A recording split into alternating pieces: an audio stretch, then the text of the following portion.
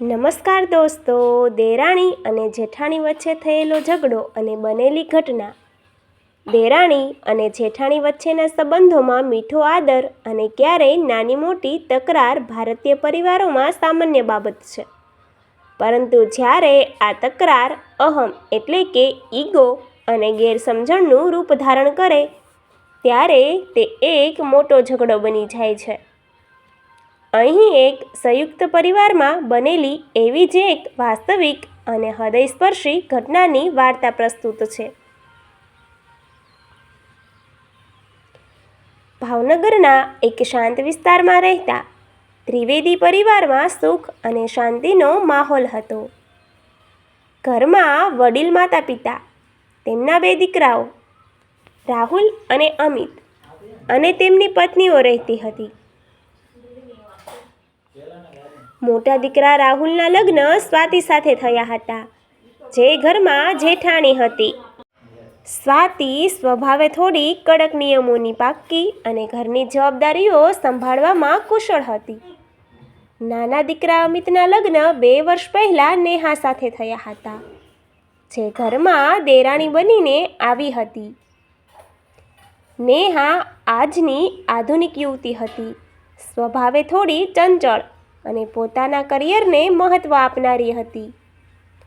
શરૂઆતના દિવસો ખૂબ સારા વીત્યા, પણ ધીમે ધીમે બંનેના વિચારોના તફાવત સપાટી પર આવવા લાગ્યા.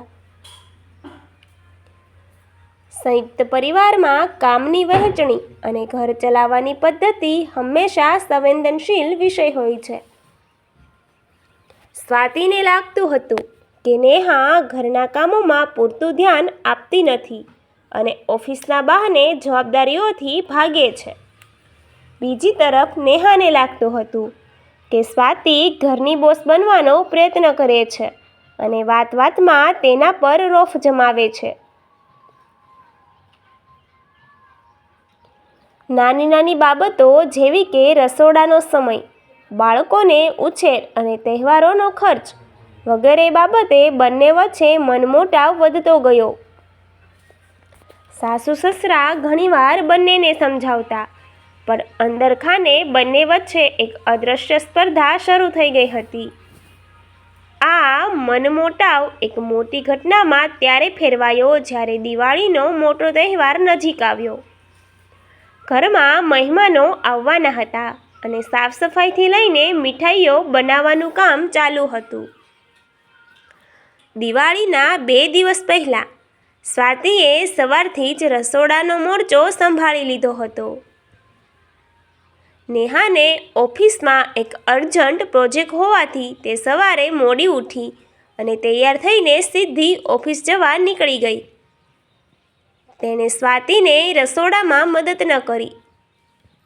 સ્વાતિએ ટોણા મારતા કહ્યું, આજકાલની છોકરીઓને ઘરની લક્ષ્મી બનવા કરતાં ઓફિસની ખુરશી વધારે વહાલી હોય છે.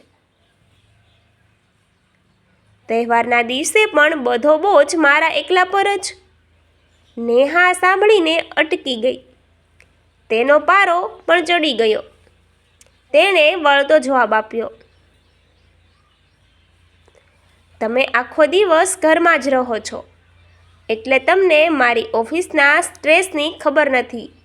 હું પણ કમાઈને આ ઘરમાં જ આપું છું, કોઈ અહેસાન નથી કરતી.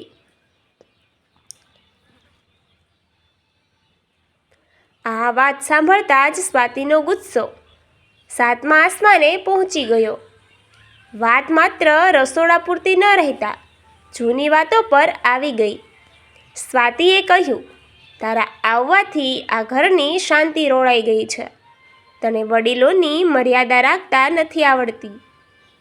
નેહાએ પણ ગુસ્સામાં કહ્યું, તમે હંમેશા મારી ભૂલો જ શોધો છો, કારણ કે તમને મારી પ્રગતિની અદેખાઈ થાય છે. ધીમે ધીમે અવાજ વધતો ગયો અને બંને હોલમાં આવી ગઈ. સાસુ અને સસરા અને બંને ભાઈઓ પણ દોડી આવ્યા. રાહુલ અને અમિતે પોતાની પત્નીઓને પક્ષ લેવાનું શરૂ કર્યું, જેના કારણે ભાઈઓ વચ્ચે પણ બોલાચાલી થઈ ગઈ.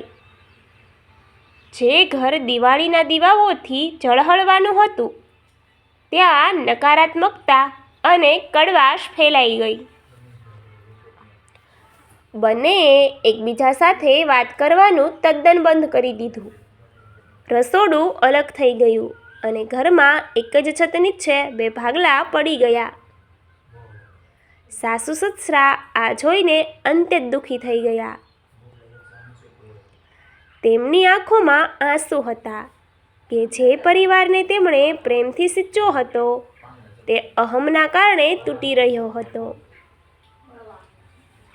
આ ઝઘડાના 2 અઠવાડિયા પછી ઘરના વડીલ એટલે કે સસરાની તબિયત અચાનક રાત્રે બગડી.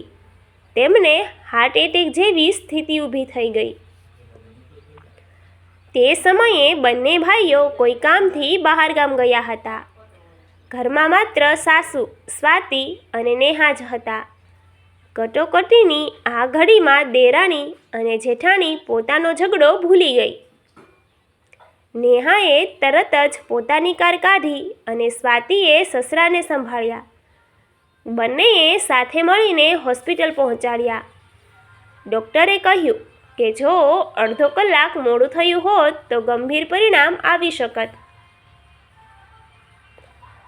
હોસ્પિટલના વેઇટિંગ રૂમમાં બેઠા બેઠા સ્વાતિ અને નેહાની આંખો મળી.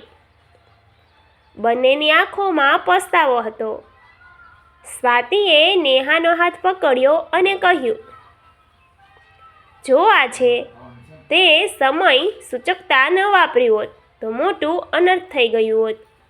હું ખોટી હતી કે તને માત્ર ઓફિસ જનારી સમજી. તું તો ઘરની સાચી રક્ષક છે. નેહાની આંખોમાંથી પણ આંસુ વહી ગયા. તેમણે કહ્યું, ના દીદી, ભૂલ મારી પણ હતી. મેં ક્યારેય તમારી મહેનત અને ત્યાગને ન સમજ્યો. તમે આ ઘરને સાચવ્યું છે એટલે જ હું બહાર જઈ શકું છું. આ ઘટનાએ બંનેને સમજાવી દીધું કે પરિવારથી મોટું કોઈ નથી. અહમ અને ગુસ્સો માત્ર વિનાશ નોતરે છે. હોસ્પિટલમાંથી સસરા સાજા થઈને ઘરે આવ્યા ત્યારે ઘરનું વાતાવરણ બદલાઈ ચૂક્યું હતું. દેરાણી અને જેઠાણી હવે માત્ર સંબંધથી નહીં પણ દિલથી એક થઈ ગઈ હતી. આ વાર્તા આપણને શીખવે છે કે સંયુક્ત પરિવારમાં વાસણો હોય ત્યાં અવાજ તો થાય, પણ જો પ્રેમ અને સમજણ હોય તો ગમે તેવો મોટો ઝઘડો પણ શાંત થઈ જાય છે. એકબીજાઓની ખામીઓ જોવા કરતાં એકબીજાની શક્તિ બનવામાં જ પરિવારની સાચી જીત છે. Thank you.